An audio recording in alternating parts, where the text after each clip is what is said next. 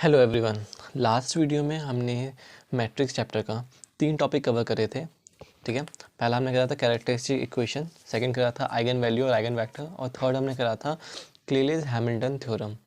तो इस वीडियो में हम कवर करेंगे 4 टॉपिक और 5th टॉपिक। 4 टॉपिक है हमारा डायगोनलाइजेशन ऑफ अ मैट्रिक्स, और 5th टॉपिक है हमारा quadratic form to canonical form by orthogonal transformation. तो हम जल्दी से स्टार्ट करते हैं 4 टॉपिक और 5th टॉपिक।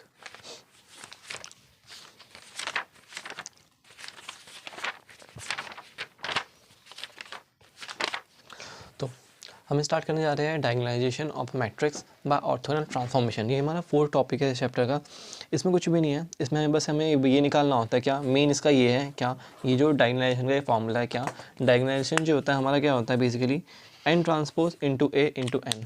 ए हमारा गिवन मैट्रिक्स है, एन हमारा क्या होता है, एक हमारा ये मैट्रिक्स होता है जो भी हमें फॉर्म करना दिखेंगे। इसमें बेसिकली एन और एन ट्रांसपोज निकालना ही एक हल्का प्रोसेस है, बाकी तो ए हमें गिवन ही है, बस इसमें और कोई डिफिकल्ट नहीं है। लास्ट में बस इसमें मल्टीप्लाई करके दिखाना होता है। ठीक है, हम एक बार पढ़ लेते क्या है वैसे। ठीक है, let A be a symmetric matrix form n matrix whose column are normalized the eigenvector of A since n is orthogonal then we say n inverse equals to n transpose। इसमें बस इतना होता है कि n inverse जो होता है हमारे n transpose के इक्वल होता है बस।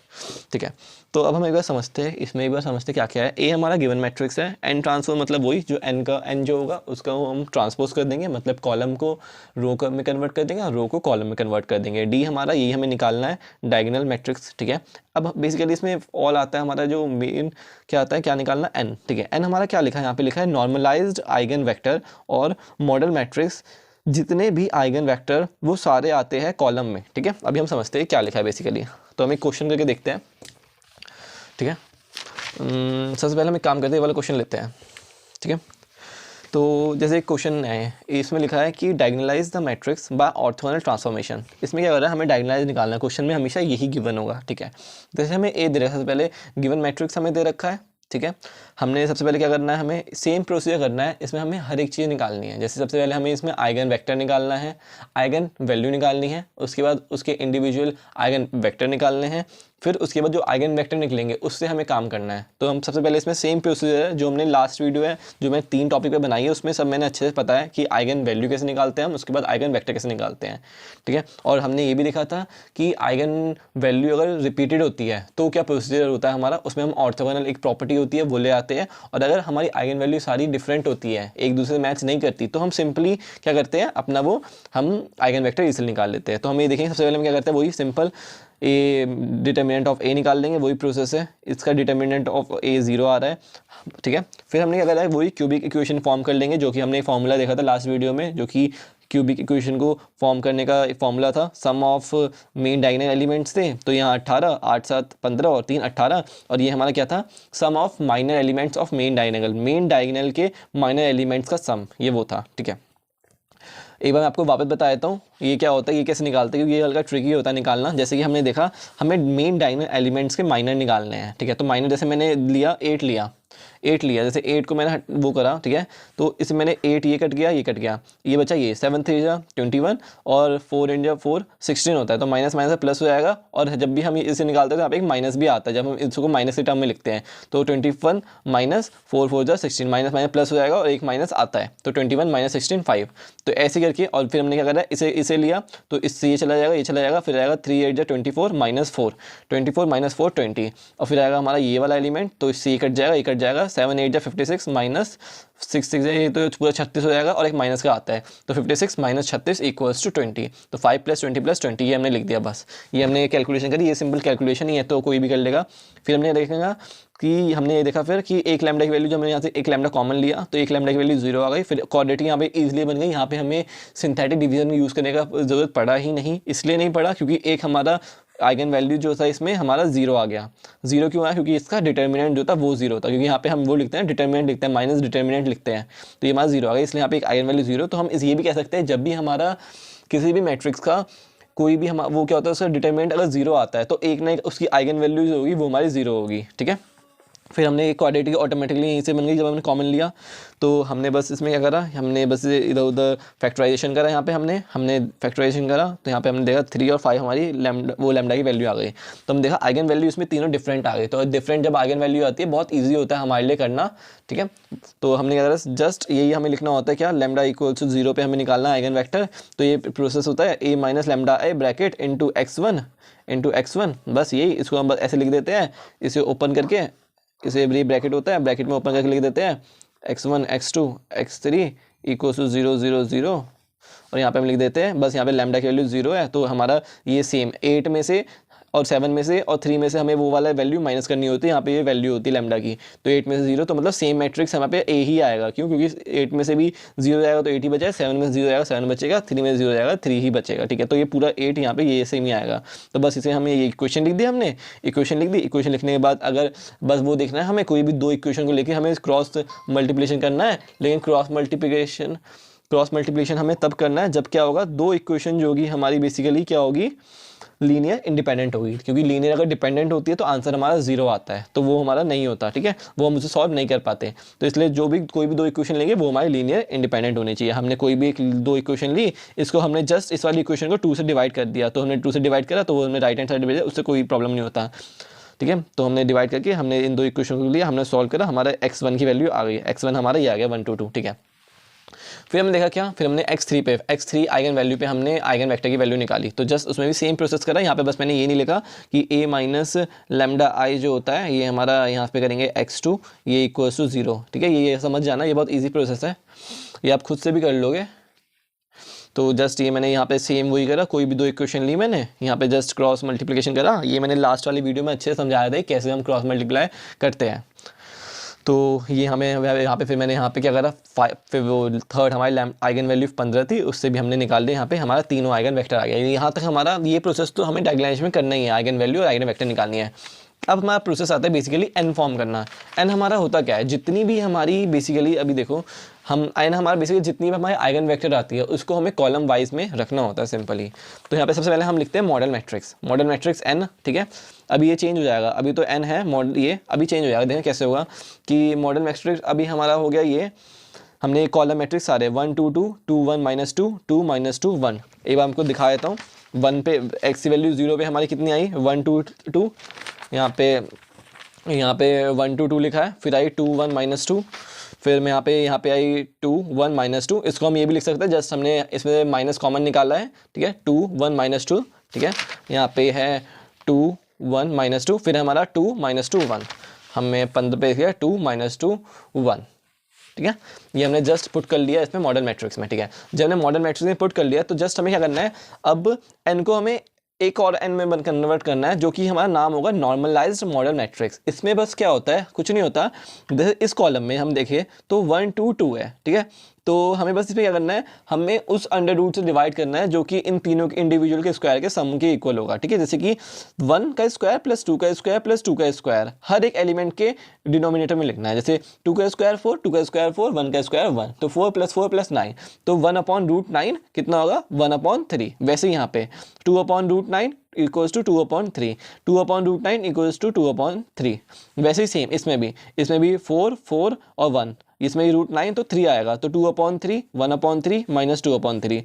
यहाँ पे भी 2 2 1 है, तो सेम अंडर रूट में 9 आएगा, तो 9 का हमें पता है इजीली हम निकाल सकते हैं। अगर हम नहीं निकाल पाते तो अंडर रूट में वही वाला लिखते हैं, बट यहाँ पे हम √9 का हमें पता होता है क्या होता है, वो 3 होता है, तो इसलिए हम यहाँ पे लिख रहे हैं 2/3 -2/3 और 1/3। ये हमारा बेसिकली एक्चुअल एन है, जो हमारा ये हमारा एक्चुअल एन है, ठीक है। ये हमारा एक्चुअल एन है, ये हमारा एक्चुअल एन हो गया, ठीक है। एक सेकेंड,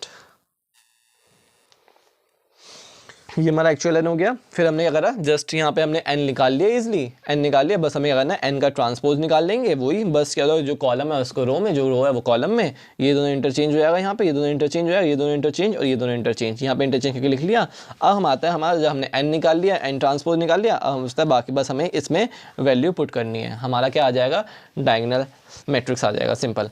अब इसमें बट एक चीज़ ये है कि इसमें हम क्या करते हैं ना, कि इसमें हम एक चीज़ ध्यान रखते हैं कि कभी भी हम इसमें एन ट्रांसपोज और एन का पहले मल्टीप्लाई नहीं कराते, क्योंकि मैंने देखा कि पहले मल्टीप्लाई करने से ना हमारा आइडेंटिटी मैट्रिक्स आ रहा है, जब हमने एन ट्रांसपोज को एन से मल्टीप्लाई करा, इसलिए हम पहले करते हैं एन ट्रांसपोज को ए से मल्टीप्लाई करते हैं और फिर ए को एन से मल्टीप्लाई करते हैं। मैंने यहाँ पे रफ में करा था, तो मैंने देखा क्या, जब मैंने एन ट्रांसपोज को एन से कराया था, मतलब कि मैंने इन दो एलिमेंट को कराया था, किन किन को, एक एन ट्रांसपोज को और एन को जब मल्टीप्लाई कराया था तो मेरा ये आ रहा था, ये मैंने करा, ये मैंने जस्ट सॉल्व करा था रफ में, जब मैंने इनको करा तो मेरा ये आ रहा था 1 1 1, ये हमारा आइडेंटिटी मैट्रिक्स बन रहा था। फिर मेरा लास्ट में क्या बचता, फिर लास्ट में मेरा ए बनता, तो आई इंटू ए हमारा क्या होता, ए ही होता। तो इसलिए कोई फ़ायदा नहीं होगा हमें, कोई इससे बेनिफिट हो नहीं रहा कि जब हम एन ट्रांसपोज को एन से मल्टीप्लाई कर रहे हैं। तो इसलिए हमने क्या करा, उससे हमारा डायगोनल मैट्रिक्स नहीं आ रहा था बेसिकली, तो डायगोनल मैट्रिक्स हमें डायगोनल मैट्रिक्स ही निकालना था। तो हमने फिर क्या करा, हमने फिर ये करा, एन ट्रांसपोज को ए से पहले मल्टीप्लाई करा, यहाँ पे मैंने इन दोनों का मल्टीप्लाई ये कर रखा है, उसके बाद ये मैंने एन को एज इट इज़ लिख रखा है। उसके बाद जब इन दोनों का मल्टीप्लाई हो गया तो इसे मैंने रफ में, क्योंकि यहाँ पे मेरे से गलती हो गई थी तो मैंने रफ में करा था यहाँ पे जस्ट। तो सबसे पहले मैंने इन दोनों का मल्टीप्लाई कराया, मल्टीप्लाई कराने के बाद मेरा ये आया, इसको मैंने जस्ट ये मेरा ये आ गया, इसको मैंने जब मल्टीप्लाई कराया एन से, इसको मैंने मल्टीप्लाई कराया एन से, एन मेरा ये था, इसको मैंने जस्ट मल्टीप्लाई करा, तो मैंने सब इसमें सब कट रहे थे, सबकी वैल्यू मैंने काट के यहाँ पे हमारा डायगोनल मैट्रिक्स ये आ गया। डायगोनल मैट्रिक्स हमारा यही होता है कि आइगन वैल्यू हमारे ऐसे में आए, इसमें यहाँ पे 0 आएगा, यहाँ पे 0 आइगन वैल्यू हमारी 0 थी, 3 थी, 15 थी। बट इसमें एक बात बस ये है, ये हमें एक ध्यान रखना है कि अगर बाई चांस पेपर में ये क्वेश्चन आता है, तो अगर डायगोनलाइजेशन का क्वेश्चन आता है तो हमें ये सारी मल्टीप्लाई करके दिखानी होती है। और हमें एक चीज़ ध्यान रखना है कि अगर हमारा एक रिड्यूस का क्वेश्चन आता है, रिड्यूस क्वाड्रेटिक इक्वेशन जो टू कैनोनिकल फॉर्म, उसमें क्वेश्चन आता है, तो हम ना जब कम मार्क्स का होता है, 10 से कम मार्क्स का होता है, तो हम मल्टीप्लाई ये डायगोनलाइजेशन निकालते हुए नहीं दिखाते, हम जस्ट ये लिख देते हैं, तीनों का मैट्रिक्स लिख के इक्वल्स टू में ये लिख देते हैं, ये क्योंकि यही आना होता है लास्ट में। तो अगर कम मार्क्स में आता है और रिड्यूस वाले में ही करते हैं, reduce to quadratic form to canonical form, लेकिन हम इसमें किस में नहीं करते, जब हम डायगोनलाइजेशन क्वेश्चन है उसमें वो मेन इसलिए दे रखा है क्योंकि हम उसमें मल्टीप्लाई में प्रॉब्लम हो जाए, फिर हम उसमें मार्क्स कट जाए, तो इसलिए डायगोनलाइजेशन में आता है तो हमें करना होता है। तो हमें एक चीज़ ध्यान रखनी है कि हम एक चीज़ ध्यान रखेंगे कि जो हमने आइगन यहाँ पे वो है ना कि आइगन वेक्टर, पहला आइगन वेक्टर हमारा ये था 0 पे, ये हमारा 3 पे आइगन वेक्टर था, ये हमारा 15 पे आइगन वेक्टर था। तो यहाँ पे आप एक चीज़ देखो कि यहाँ पे एक चीज़ देखना आप क्या कि 0 वाला पहले पे आएगा, 3 वाला आइगन वेक्टर यहाँ पे आएगा, 15 वाला आइगन वेक्टर यहाँ पे आएगा। तो हमेशा पोजीशन ध्यान रखनी है। ये पोजीशन हमें किस में ध्यान रखनी है, डायगोनलाइजेशन में से पोजीशन हमें ध्यान नहीं रखनी है। पोजीशन हमें डायगोनलाइजेशन इसलिए ध्यान, क्योंकि उसमें तो हम थ्योरली बेसिकली हम करके देखेंगे तो हमारा आंसर ऐसे ही आएगा। लेकिन हमें रिड्यूस वाले में हमें याद रखना है कि जो आइगन वैल्यू पहले आ रही है, जिसका आइगन वेक्टर यहाँ पे पहले पे रखा है, उसकी आइगन वैल्यू पहले पे रखनी है। यहाँ पे दूसरे आइगन वेक्टर की वैल्यू 3 थी, उसकी वैल्यू हमें यहाँ पे रखनी है, तीसरे की यहाँ पे रखनी है। जैसे यहाँ पे तीसरा आइगन वेक्टर यहाँ पे है तो तीसरी आइगन वैल्यू हमारी थर्ड कॉलम में आएगी। ये बस हमें ध्यान रखना है बस, ठीक है। बस यही है हमारा बेसिकली, ये डायगोनलाइजेशन यही हमारा क्या है, यही हमारा क्या होता है, डी होता है। डायगोनल मैट्रिक्स हमारा यही होता है, यही हमें दिखाना होता है लास्ट तक कैलकुलेशन के, लास्ट तक हम कैलकुलेशन करके जस्ट हमारा यही है डायगोनलाइजेशन ऑफ मैट्रिक्स, ठीक है। ये हमारा एक ही टॉपिक ये वाला जस्ट कवर हुआ, diagonalization of matrix by orthogonal transformation. Diagonalization of a matrix by orthogonal transformation ये हमारा फिनिश हुआ। इसके क्वेश्चन हमने एक देख लिया है। एक चीज़ और बताया था आपको जस्ट मैं, क्योंकि लास्ट वाली वीडियो मैंने कवर करा था कि अगर बाई चांस 2 आइगन वैल्यू हमारी सेम आती है तो हमारा प्रोसीजर हल्का सा डिफरेंट होता है। बस क्या होता है, आप एक बार ये देख लो, जैसे यहाँ पे हमने आइगन वैल्यू यहाँ पे -2 आ रही थी तो यहाँ पे हमने नॉर्मली निकाल लिया, ठीक है।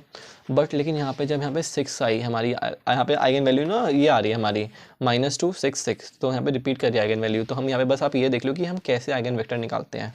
तो यहाँ पे 6 आया तो सबसे पहले हमने क्या करा कि 6 पे हमने इक्वेशन बनाई। इक्वेशन सेम इक्वेशन मैंने लिखी नहीं है यहाँ पे, क्योंकि मेरे को लगता है शायद आ गया होगा आपको, ये x2 = 0, ठीक है। एक ही इक्वेशन में से हमें इसको माइनस कर देना है, बस हमने इक्वेशन बना ली। इक्वेशन ये हमारी इक्वेशन आ गई। अब हमने एक चीज़ देखा क्या कि ये सारी इक्वेशन जो थी हमारी बेसिकली कि ये पहली वाली, दूसरी वाली, तीसरी वाली, हमने पहली और तीसरी तो हमारी बेसिकली क्या थी, लीनियर डिपेंडेंट थी। लीनियर डिपेंडेंट होती है तो आंसर हमारा 0 आता है, तो हमने क्या करा, उनको लिया ही नहीं। अब बचा हमारा क्या, सेकंड और थर्ड इक्वेशन जो कि लीनियर डिपेंडेंट नहीं है। लीनियर डिपेंडेंट नहीं है तो लीनियर डिपेंडेंट नहीं है, लीनियर डिपेंडेंट का मतलब ये है कि पहली और थर्ड वाली इक्वेशन जस्ट सेम है, और अगर सेम इक्वेशन है तो आंसर हमारा जीरो आएगा। जैसे यहाँ पे -4x लिखा है, यहाँ पे 4x लिखा है, यहाँ पे हमने जस्ट क्या करा है, यहाँ पे ये दोनों तो जीरो कट जाएंगे, लेकिन यहाँ पे जस्ट हमें अगर हम माइनस से इंटू कराता हूँ तो ये पॉजिटिव का बन जाएगा और ये हमारा माइनस का बन जाएगा, तो जस्ट सेम इक्वेशन बन जाएगी। तो ये हमारा लीनियर डिपेंडेंट हुआ। तो ये इक्वेशन सेम है तो इससे आंसर नहीं, तो हमने ये दोनों इक्वेशन ली, तो हमने ये दोनों इक्वेशन ली तो भी हमारा आंसर 0 0 0 आ रहा है। और कोई भी आइगन वेक्टर, हमने पढ़ा था कि आइगन वेक्टर जो होता है, यहाँ पे मैंने लिख भी रखा है कि आइगन वेक्टर जो होता है नॉन जीरो वेक्टर होता है, मतलब उसको 0 0 0 एलिमेंट उसमें नहीं आ सकते। एक ना एक कोई ना एक एलिमेंट 1 तो आएगा ही आएगा, 1 2 3 4 जो भी इंटीजर आएगा ही आएगा। तो हमने क्या करा, इसके लिए हमने क्या करा, हमने दो चीज़ पढ़ी थी, हम एक तो ऑर्थोगोनैलिटी लगाते हैं, एक क्या होता है हम रिलेशन बनाते हैं। तो इस वाले क्वेश्चन में हमने क्या करा, एक रिलेशन बनाया। तो रिलेशन क्या बनाया कि कोई भी एक इक्वेशन को हमने ले लिया, मैंने पहली वाली इक्वेशन को यहाँ पे रख लिया, 0 से 0 इंटू x2 था तो वो 0 ही होता है, तो इन दोनों को लिख लिया मैंने इक्वल्स टू 0। ये सेम इक्वेशन को मैंने ले लिया, इसको बस मैंने इन दोनों को इधर उधर करा, इसको मैंने उधर भेजा, तो ये दोनों, इसमें हमें कुछ नहीं करना होता, हमने इसमें x2 को 0 ले लिया, x2 को 0 ले लेते हैं, हम किसी भी एक को 0 ले लेते हैं, x1 को 0 ले लो, x2 को 0 ले लो, x3 को 0 ले लो, किसी भी एक को 0 ले लो। आपने किसी भी, मैंने x2 को 0 लिया, ठीक है, तो मेरा यहाँ पे क्या हुआ, यहाँ पे x3 और x1 इक्वल आ गया। तो हम क्या करते हैं, जब भी मैथमेटिक्स में हमारा आंसर 0 0 0 आता है तो हम या तो 0 से उसे सॉल्व करने का ट्राई करते हैं, 1 से। तो हमने जब यहाँ पे 0 लिया तो हमारे पास क्या बचा, फिर 1 ही बचा। तो हमने देखा कि x3 और x1 इक्वल है, तो मैंने 1 1 0, क्योंकि इसको हमने 0 लिया और ये दोनों क्या बचेंगे, फिर 1 1 ही बचेंगे, तो हमने x2 ये ले लिया। आप x2 और भी निकल सकते हैं, x2 वो कैसे निकल सकते हैं, जब आपने x1 को 0 लिया हो और या x3 को 0 लिया हो, उन तीनों में से कोई भी एक आइगन वेक्टर आप x2 ले सकते हो, क्योंकि तीनों ही क्वेश्चन को सॉल्व करेंगे ये इसलिए, ठीक है। इसलिए तो हमने एक निकाल लिया, x6 की वैल्यू पे, लैम्डा की वैल्यू 6 पे आइगन वेक्टर निकाल लिया। अब आता है एक और, जब एक और हमारा रिपीटेड है तो एक और आइगन वेक्टर निकलेगा 6 पे, तो हमने कहा क्या, दूसरा हम लगाते हैं ऑर्थोगोनैलिटी वाला। ऑर्थोगोनैलिटी प्रॉपर्टी ही ये होती है क्या, कि एक का ट्रांसपोज दूसरे के मैट्रिक्स के साथ जो होगा वो 0 आएगा, सिंपल उनका प्रोडक्ट, ठीक है। x3 को हमने एज्यूम, x3 हमारा वो है जो कि x की लैम्डा की वैल्यू 6 पे वापस आइगन वेक्टर आ रही है, हमने उसको एज्यूम कर लिया ABC। हमने क्या करा, एक बार x3 का रिलेशन बनाया x2 के साथ में, एक बार x3 का रिलेशन बनाया x1 के साथ में। हमने दोनों रिलेशन में कुछ नहीं करना, बस दोनों में से कोई भी एक निकाल लेते हैं हम, ठीक है। x2 का ट्रांसपोज x3 या x3 का ट्रांसपोज x2, दोनों की वैल्यू सेम आएगी, इसलिए हमारी ये पहली इक्वेशन बन गई। और जस्ट हमने फिर x3 का x1 के साथ रिलेशन बनाया, इसलिए हमारी ये दूसरी इक्वेशन बन गई। जस्ट इन दोनों को हमने क्रॉस मल्टीप्लिकेशन सॉल्व करके ABC की वैल्यू निकाल ली। यहाँ पे हमारी ABC की वैल्यू आ गई, ABC की वैल्यू हमारी ये आ गई। जस्ट ये आपको जिसमें क्वेश्चन दिखा रहा हूँ, ठीक है, रैंडम, ठीक है, ये मैंने ABC की वैल्यू निकाल ली यहाँ पे, जस्ट ये हमारी x3 की वैल्यू आ गई। बस आपको ये मैंने इसलिए बताया क्योंकि आपने लास्ट वीडियो नहीं देखी है या देखी मेरे को नहीं पता, लेकिन ये मैंने इसलिए बताया क्योंकि लास्ट वीडियो आपने नहीं देखी होगी शायद। तो जस्ट मैंने बताने का ये था कि आइगन वेक्टर ऐसे ऐसे निकलते हैं जब हमारी आइगन वैल्यू रिपीट करती है, ठीक है। एक क्वेश्चन हम लास्ट ये देख लेते हैं डायगोनलाइजेशन का, ठीक है। जस्ट ये इजी क्वेश्चन है, हमने अगर इसमें वही डायगोनलाइज द मैट्रिक्स, लैम्डा की वैल्यू 1 3 4 आ रही थी, वही सेम प्रोसीजर है इसमें, लेकिन एक इसमें वो डिटरमिनेंट ए की वैल्यू 0 नहीं आ रही थी, यहाँ पे 12 आ रही थी, इसलिए हमने क्या करें, यहाँ पे यूजिंग करेंगे सिंथेटिक डिवीजन को यूज़ करेंगे। यहाँ पे हम ये रहा हमारा सिंथेटिक डिवीजन, यहाँ पे हम ये सेम को क्या करते हैं, नीचे जस्ट वैल्यू पुट कर देते हैं इसको सेम, फिर हम इसे मल्टीप्लाई कराते हैं 1 इंटू 1 1, इसमें से ये गया -7, 1 इंटू -7 इसमें से गया 12, 1 इंटू 12 12, ये 0, यहाँ पे हमारा लास्ट वाला हमेशा 0 आता है। ये हमारे क्वाड्रेटिक के क्या होंगे, कोफिशिएंट होंगे, ये तीन, ये क्वाड्रेटिक के हमारे कोफिशिएंट होंगे, ये रहे। यहाँ से हमने लैम्डा की वैल्यू और निकाल ली, और ये हमने लैम्डा की value 1 hit and trial method से निकाली, जो कि हमने 11th 12th में निकाली थी। जैसे हमने लैम्डा 3 की वैल्यू निकाली, तीनों आइगन वैल्यू हमारी डिफरेंट है, तो वही हमारा ईजी प्रोसेस होगा। ईजी प्रोसेस से हम क्या हो, तीनों की इक्वेशन बना के वही इक्वेशन लिख के a minus lambda I into x1 equals to 0, ये x1 एक बार x1 के x2 x3 ये तीनों आइगन वेक्टर निकाल लेंगे। उसके बाद जस्ट हमने आइगन वेक्टर निकाल दिया, बस हमने आइगन वेक्टर निकाल लिया, हमें क्या करना है, मॉडल मैट्रिक्स बना लेना है। मॉडल मैट्रिक्स बना लेना, मॉडल मैट्रिक्स हमारा क्या होता है, ये होता है जस्ट आइगन वैल्यू को पुट कर दिया कॉलम वाइज, उसके क्या होगा, नॉर्मलाइज्ड हमें बनाना होता है। हमारा जब हम नॉर्मलाइज्ड मॉडल मैट्रिक्स बनाते तो एक्चुअल n जो होता है हमारा ये बन जाता है, ये वाला क्या, कि हर एक का स्क्वायर करके अंडर रूट के में रखना है हर एक एलिमेंट के डिनोमिनेटर में, ठीक है। जैसे 2 का स्क्वायर 4 5 6 तो 1/√6, 2/√6, 1/√6, जैसे यहाँ पे 1 1 तो 1/√2, 0/√2, -1/√2, 1 1 1 तो √3 हो जाएगा, तो 1/√3 -1/√3, 1/√3, ये हमारा डायगोनलाइजेशन का फॉर्मूला। और अभी हमने जस्ट देखा पहले कि क्या होता है एन ट्रांसपोज को एंड से इंटू नहीं करते, क्यों? क्योंकि उससे हमारा आइडेंटिटी मैट्रिक्स आ जाता है, और आइडेंटिटी मैट्रिक्स जब हम ए से इंटू करेंगे तो वो हमारा ए ही आ जाएगा। तो इसलिए हम पहले किसको मल्टीप्लाई करते हैं, हमें यहाँ पे बेसिकली चाहिए डायगोनल मैट्रिक्स चाहिए, तो उसके लिए हमें एन ट्रांसपोज को एन से मल्टीप्लाई करना पड़ेगा पहले, उसके बाद हमें एन से मल्टीप्लाई करना होगा। मैंने यहाँ पे पूरा करके देख रखा है, आप बस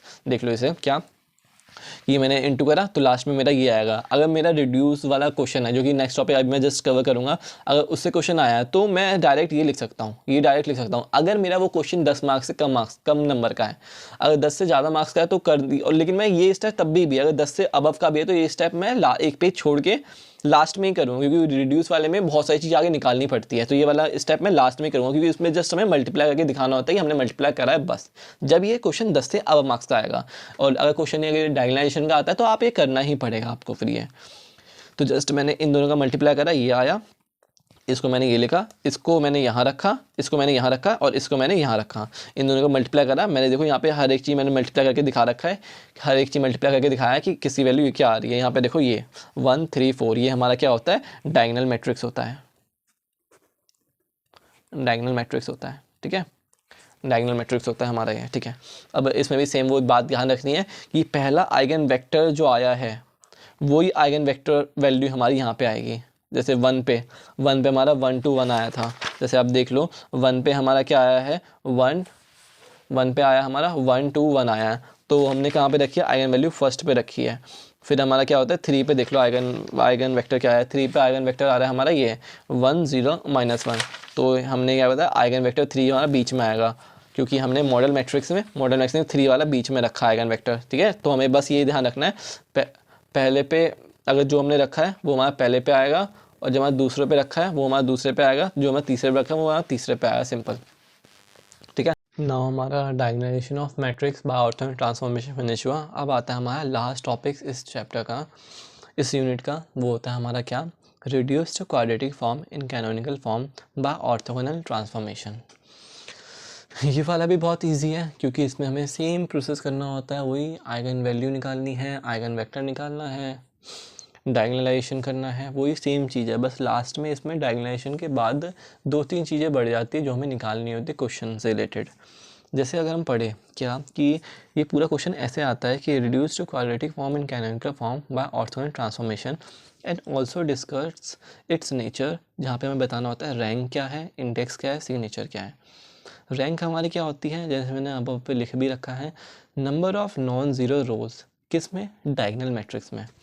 जैसे हम सिंपल वो वाला क्वेश्चन देख ले जो भी हम करके आए हैं जस्ट, कि इसमें अगर मैं इसमें बात करूं डायगोनल मैट्रिक्स में नंबर ऑफ नॉन ज़ीरो रोज़ की बात करूं तो क्या होगा, सिंपल वो होता है हमारा क्या, कि कौन सी ऐसी रोज़ है जिसमें कि सारे एलिमेंट ज़ीरो है। तो इसमें कितनी रो है, number of non zero rose, non zero जो कि ऐसी कौन सी, तीन होगा इसमें आंसर, क्यों, क्योंकि इसमें कोई भी नॉन ज़ीरो रो बतानी है जिसमें कि हर एक रो में एक ना एक एलिमेंट कोई ना कोई नंबर आ रहा है, तो इसमें कौन सा होगा, 3। फिर आता है हमारा क्या, फिर आता है हमारा एक इसमें आता है नेचर में इंडेक्स। इंडेक्स क्या होता है, इंडेक्स हमारा होता है जो रिप्रेजेंट करता है पॉजिटिव आइगन वैल्यूज़ को, ठीक है, वही होता है number of positive eigen value, वो हमारा होता है इंडेक्स। इंडेक्स का साइन होता है हमारा रो की तरह, रैंक का साइन होता है हमारा आर। उसी हिसाब से हमें सिग्नेचर निकालना होता है। सिग्नेचर निकालने के 2 तरीके होते हैं, एक तरीका होता है 2 रो माइनस आर, एक तो ये फॉर्मूला बेस्ड है, और एक हम ये भी बोलते हैं क्या, कि positive eigen value minus negative eigen value, इससे भी हमारा सिग्नेचर निकलता है, ठीक है। आप कोई भी मेथड यूज़ करो, दोनों ईजी है, ठीक है। तो इसमें कुछ नहीं है, हल्का पढ़ लेते हैं क्या है। A homogeneous expression of second degree is of unknown is called quadratic form, ठीक है। होमोजीनियस मतलब इक्वल पावर इन एक्सप्रेशन, एक हमारी एक स्टैंडर्ड फॉर्म दे रखी हुई है क्वाड्रेटिक की, ठीक है, a1x1 square plus a2x2 square plus a3x3 square plus a4x1x2 plus a5x2x3 plus a6x1x3। सबसे पहले हमें क्या करना होता है इसमें, कि सबसे पहले हमें ये करना होता है कि ये जो क्वाड्रेटिक इक्वेशन दे रखी होती है इसे हमें मैट्रिक्स में कन्वर्ट कर लेना होता है।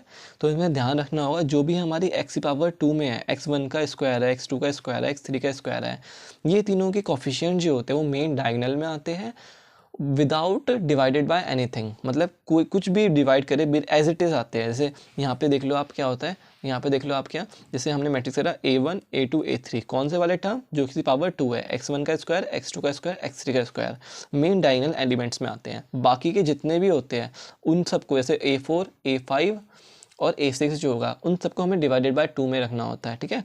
जैसे हमें जब भी मैट्रिक्स बनाना होता है, मैं तो ऐसे करता हूँ कि x1 x2 x3 x1 x2 x3, x1 square है तो x1 x1 x1 स्क्वायर का यहीं पे आएगा, लेकिन ये जो होते हैं स्क्वायर वाले वो डिवाइडेड बाय एक से भी नहीं होते। लेकिन x2 ये सारे जो होते हैं, जैसे हम देखेंगे x1 है और यहाँ से x2 है, तो यहाँ पे कौन सा आएगा, यहाँ पे हम क्वेश्चन में देख लेते हैं x1 और x2 के साथ क्या है A4, तो यहाँ पे भी A4/2, यहाँ पे भी A4/2, क्योंकि यहाँ पे x2 है, यहाँ पे x1 है, तो A4/2 A4/2। सेम यहाँ पे A5/2 A5/2 A6/2 A6/2 just, ठीक है। हमने वैल्यू पुट करी। सबसे पहले हमने एक गिवन मैट्रिक्स बना लिया, इसके बाद वो सेम प्रोसीजर है, आइगन वैल्यू निकालनी है, आइगन वेक्टर निकालना है, सिंपल। आइगन वैल्यू निकालनी है, हमें आइगन वैल्यूज निकालनी आ गई है, एकदम सिंपल। कैसे, सबसे पहले हम डिटर्मिनेंट ऑफ A निकाल लेंगे, कि अगर 3/3 हो तो क्यूबिक इक्वेशन बनाएंगे, जो कि फॉर्मूला हमें ऑलरेडी आता है। हमने क्यूबिक इक्वेशन बना ली, उसके बाद हिट एंड ट्रायल से एक फैक्टर निकालेंगे उसका। एक फैक्टर निकालने के बाद सिंथेटिक डिवीजन यूज़ करके हम उसके बाकी जो क्वाड्रेटिक इक्वेशन बनेगी उसके कोफिशिएंट निकाल के क्वाड्रेटिक इक्वेशन फॉर्म कर लेंगे। क्वाड्रेटिक इक्वेशन हमने फॉर्म कर ली, उसके बाद उसके फैक्टराइजेशन करके हम उसके रूट्स निकाल लेंगे। तीनों आइगन वैल्यू आ जाएगी, मतलब लैम्डा की वैल्यू आ जाएगी हमारी। लैम्डा की वैल्यू आ गई, फिर हम क्या करेंगे, आइगन वेक्टर निकाल लेंगे, हर एक इंडिविजुअल पे आइगन वेक्टर निकाल लेंगे। अगर दो आइगन वैल्यू सेम आती है तो आइगन वेक्टर में हमेशा हमारी ऑर्थोगोनैलिटी वाली प्रॉपर्टी ऐड हो जाती है, और अगर तीनों आइगन वैल्यू अलग अलग होती है तो हमारा normally easily a minus lambda X into x1 equal to 0 वाला कॉन्सेप्ट लगाती हमारा तीनों का आइगन वेक्टर निकल जाता है। उसके बाद हमें कुछ नहीं करना, इसमें भी सेम हमें डायगोनल मैट्रिक्स तक जाना है। कैसे, वही हमारा मॉडल मैट्रिक्स बनाना है n, उसके बाद क्या करना है, नॉर्मलाइज्ड मॉडल मैट्रिक्स निकालना है, जिसमें हम क्या करते हैं, हर एक एलिमेंट के स्क्वायर का अंडर रूट, हर एक एलिमेंट के उसी कॉलम के 1 में लिखते हैं, 1/रूट दिस दिस दिस। फिर अगले कॉलम में जाते हैं, उनका हम स्क्वायर करते हैं, हर एक एलिमेंट के डिनोमिनेटर में रूट के साथ लिखते हैं, ठीक है। फिर ये हमारा हो गया नॉर्मलाइज मॉडल मैट्रिक्स, जो कि हमारा वहाँ तक एक्चुअल n बन जाता है। फिर हमें n का ट्रांसपोज निकाल लेना है, फिर हमें लिख देना है d equals to n transpose dot a into n, वही सिंपल, डॉट और इनटू मतलब सेम ही है, मल्टीप्लाई है, diagonalization N transpose dot A dot N हमने मल्टीप्लाई कर देना है। अब रिड्यूस वाले में अगर कम मार्क्स का क्वेश्चन आता है, 10 से कम मार्क्स का आता है, तो करने की जरूरत नहीं है, मल्टीप्लाई करने की जरूरत, दिखाने की जरूरत नहीं है। सिर्फ आप मैट्रिक्स को शो कर दो, इक्वल्स टू में वो शो कर दो कि हमारा जो आइगन वैल्यू आएगा, बाकी सब जीरो, मेन डायगोनल एलिमेंट में आइगन वैल्यू डाल दो। जिस हिसाब से हमने आइगन वेक्टर डाला था मॉडल मैट्रिक्स से, उसी हिसाब से हमारे डायगोनल मैट्रिक्स में आइगन वैल्यू डाल दो मेन डायगोनल एलिमेंट में, बाकी सारे एलिमेंट्स हमारे जीरो होते हैं। ये हमारा हो गया, ठीक है। अगर ज़्यादा मार्क्स का 10 से अब मार्क्स का है तो हमें डायगोनल वो करके दिखाना पड़ेगा। वो भी काम हम तब करेंगे जब हम पहले रैंक इंडेक्स सिग्नेचर निकाल देंगे, उसके लिए हम आधा पेज छोड़ देंगे जस्ट मल्टीप्लाई के लिए, ठीक है। तो उसके बाद हमारा डायगोनलाइजेशन तक तो हमारा सेम है, d equals to N D into A into N, वहाँ तक हमने कर लिया। उसके बाद आता है मेन क्वेश्चन। ये जस्ट मैंने वो पूरा वही निकाला है, जस्ट जो हम आइगन वैल्यू आइगन वेक्टर निकालते हैं, ये मैंने यहाँ पे बस ये लिख रखा है कि अगर डिटर्मिनेंट ऑफ ए 0 आता है, उसका मतलब है कि आइगन वैल्यू 0 होगी, मीन्स उसकी एक आइगन वैल्यू 0 होगी, क्योंकि उसमें क्या होता है बेसिकली, इसमें से एक वो कोई कांस्टेंट टर्म होती नहीं, तो एक कॉमन आता है लैम्डा, तो एक लैम्डा को एक टर्म की वैल्यू 0 होती है और इसकी वैल्यू 0 होगी, तो इससे हम उसके फैक्टराइजेशन निकाल लेते हैं, ठीक है। इस वजह से वही लैम्डा की वैल्यू पे 0 पे हमने आइगन वेक्टर निकाल लिया, यहाँ पे लैम्डा की वैल्यू 1 पे भी आइगन वेक्टर निकाल लिया, लैम्डा की वैल्यू 3 पे भी आइगन वेक्टर निकाल लिया। वो सिंपल, यहाँ पे मैंने देखो मैंने जस्ट यहाँ पे ये कर रखा है, d इक्वल्स टू ये वैल्यू आएगी, ठीक है, ठीक है। बस हमारा ये हो गया। इसके बाद जो होता है, हमें क्या करना है, क्वाड्रेटिक फॉर्म को कैनोनिकल फॉर्म में कन्वर्ट करना है। कैनोनिकल फॉर्म हमारी ये वाली होती है, कैनोनिकल फॉर्म हमारी ये वाली होती है, जिसमें क्या होता है कि आइगन वैल्यू हमारी आती है इसमें, ठीक है, आइगन वैल्यू आती है, ठीक है। जैसे यहाँ पे 0 आ गया, 0 यहाँ पे 0 पहले पे है तो 0 आइगन वैल्यू, 1 है तो 1 आएगा, 3 है तो 3 है, 0y1 square plus 1y2 square plus 3y3 square, ये हमारा कैनोनिकल फॉर्म होता है, सिंपल। अब आता है रैंक। रैंक हमने पढ़ा नंबर ऑफ नॉन ज़ीरो रोज़। अब इसमें बात करेंगे, नॉन ज़ीरो रोज़ की बात करनी है। ये तो 0 रोज़ है, ये 0 रोज़ नहीं है, ये 0 रोज़ नहीं है, क्यों? क्योंकि एक एलिमेंट नंबर है, एक एलिमेंट नंबर है, लेकिन इसमें सारे एलिमेंट 0 है, तो हमें नॉन ज़ीरो वाली बतानी है। तो वो कितनी होंगी, second second row, third row, तो इसका आंसर कितना होगा 2, तो रैंक आएगी 2। इंडेक्स होता है, इंडेक्स हमारा होता है number of positive eigen values. अब 3 आइगन वैल्यू आई है 0 1 3, तो पॉजिटिव आइगन वैल्यू कितनी है 2, तो इसका आंसर कितना होगा इंडेक्स का 2 होगा। अब इसका हमारा साइन होता है R, इसका साइन होता है हमारा रो, ठीक है। तो सिग्नेचर या तो आप इसका फॉर्मूला पुट कर लो 2 रो माइनस R वाला, 2 रो, ये हमारा 2 आएगा इससे आंसर। और एक तरीका ये होता है positive eigen value minus negative eigen value. Positive eigen value 2 है और नेगेटिव आइगन वैल्यू 0 है, तो 2 माइनस 0 इक्वल्स टू 2। आप किसी भी तरीके से कर लो, दोनों से हमारा आंसर जो होगा बेसिकली सेम आएगा।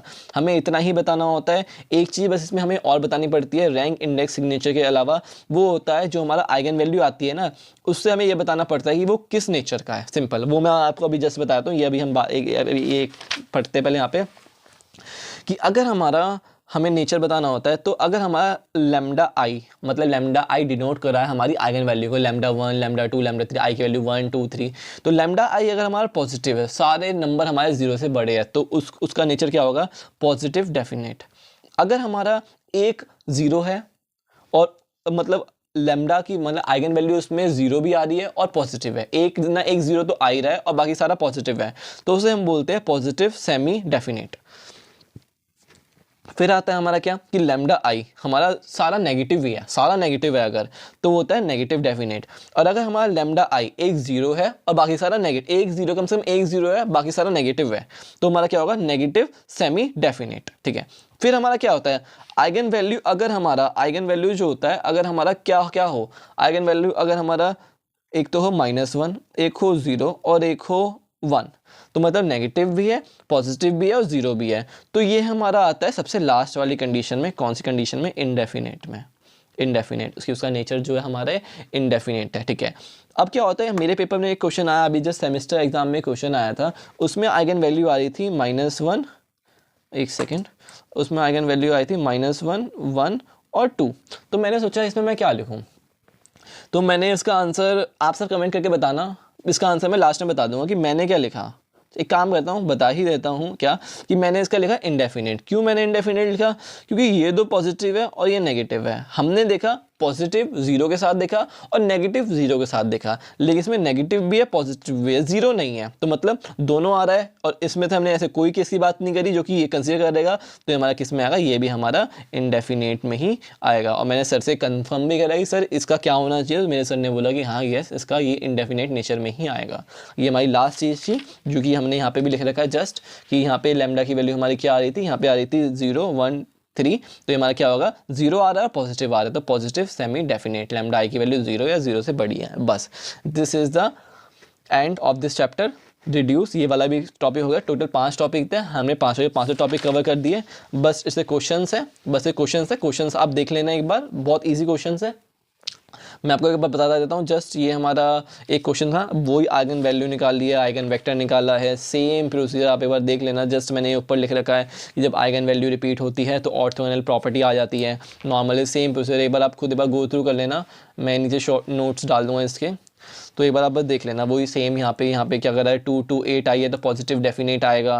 रैंक निकाल ली हमने, इंडेक्स निकाल ली, सिग्नेचर दोनों तरफ से हमारा वो ये सही आता है, positive eigen value minus negative eigen value 3 हो गई, इससे भी निकालेंगे तो भी यही आएगी, ठीक है। यही होता है बेसिकली, आपको बस ध्यान रखना है। यही हमारी कैनिकल फॉर्म हो गई, जो भी हमारा आइगन वैल्यू आता है उसको हम पुट करते हैं यहाँ पे, ठीक है। वही a y1 square, b y2 square, c y3 square, a b c हमारी आइगन वैल्यू होती है। बस सिंपल ये हमारा, बस ये यहाँ पे क्या होता है, अगर क्वेश्चन बस ज़्यादा मार्क्स का लॉन्ग आता है, ज़्यादा मार्क्स का आता है, तो बस मैंने ये यहाँ पे करके दिखा रखा था हल्का सा, ये मैंने मल्टीप्लाई से ज़्यादा आगे नहीं करा था, क्या कि वो मल्टीप्लाई करके दिखाना होता है डायगोनल मैट्रिक्स निकालने के लिए, बस सिंपल, ठीक है। तो ये हमारा ये वाला भी टॉपिक कवर हो गया। तो बेसिकली इसके 5 टॉपिक थे, हमने इसके पाँचों टॉपिक कवर कर दिए। अब मैं एक चीज़ बस ये कहना है कि मैं क्वेश्चन बैंक डालूंगा। क्वेश्चन बैंक में सिंपल 4 से 5 क्वेश्चन होंगे, क्योंकि इतने ही क्वेश्चन जरूरी है इस चैप्टर से, क्योंकि एक बार जो ये चैप्टर समझ आ गया उसके लिए हर एक चीज़ ईजी है। और एक चीज़ और कि उस क्वेश्चन बैंक में क्या होगा कि उस क्वेश्चन बैंक में मैं वो टॉपिक 4 और टॉपिक 5 के क्वेश्चन डालूंगा ही नहीं, क्योंकि इसके एक क्वेश्चन आता है, हाँ लॉन्ग में आता है अच्छे मार्क्स में आता है, लेकिन से ये क्वेश्चन इतने हमने कर लिए कि ज़रूरी ही नहीं है। जो इतने भी क्वेश्चन मैंने कराया उसको बस एक बार खुद से आप कर लेना, दैट सफिशिएंट। टॉपिक 4 और टॉपिक 5 का क्वेश्चन करने की ज़रूरत ही नहीं है। तो 4 जो क्वेश्चन है ना वो टॉपिक 2 और 3 से ही है, क्योंकि 1 में भी कुछ नहीं, कैरेक्टरिस्टिक की क्वेश्चन हमारी कुछ भी नहीं होती, ये बहुत ईजी होता है। तो 2 और 3 से 4 क्वेश्चन है बस, दैट्स क्वेश्चन आर सफिशिएंट। और ये मैक्स टू मैक्स मेरी जो दोनों यूनिट की एक वीडियो मैंने पहले बनाई है, वो भी एक बार देख लें, उसमें तीनों टॉपिक मैंने कवर करे हैं। तो बस अगर आपको यूनिट 1 फिनिश करनी है मैट्रिक्स, ये 5 टॉपिक्स हैं, तो ये मैक्स टू मैक्स भी तो 1.5 या 2 आवर्स की वीडियो होगी, दैट सफिशिएंट फॉर, मतलब इस यूनिट के लिए बहुत है। मतलब आपके अच्छे अच्छे खासे मार्क्स आ जाएंगे, इतना बहुत है, क्योंकि इसमें मैंने हर एक चीज़ कवर कर दी है, जितना मेरे को पढ़ाया गया है उतना मैंने सब कवर कर दिया है। बेसिकली ये 5 टॉपिक मेरे को पढ़ाए गए हैं, ये 5 टॉपिक मैंने कवर कर दिया, दैट्स ऑल। ठीक है, और कोई भी प्रॉब्लम हो आपको तो जस्ट आप मेरे से कमेंट कर देना, ठीक है। तो okay, let's meet now, thank you everyone.